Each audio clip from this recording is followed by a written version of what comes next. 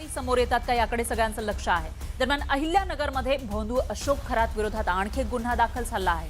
धमकी, खोटी गुन्हे दाखल करणे आणि अब्रू नुकसानीची नोटीस पाठवल्याच्या विरोधात श्रीरामपूरमधील स्थानिक पत्रकार दत्तात्रय खेमनार यांनी तक्रार दिली आहे। खेमनार यांनी खरातचं नाव न घेता एक बातमी त्यांच्या वृत्तपत्रात छापली होती आणि पुढे या संदर्भात बातम्यांची मालिका सुरू करून या भोंदू बाबाचे काळे धंदे उघड करणार असंही त्यात होतं।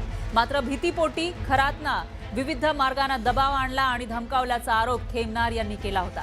अखेर खरातला भोंदूगिरी आणि महिलांचा लैंगिक शोषण प्रकरणी अटक झाल्यानंतर खेमनार यांनी खरात विरोधात तक्रार दिली आहे।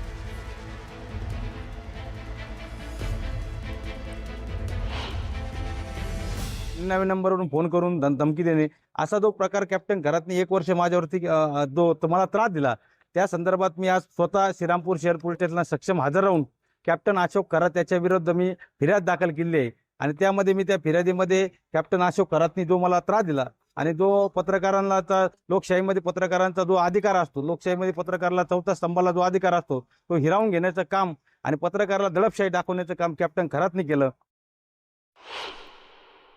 दैनिक खबरदार पुढारी या वृत्तपत्रामध्ये कॅप्टन अशोक खरात यांचे बंधुपणाबाबत एक बातमी प्रसिद्ध केली होती।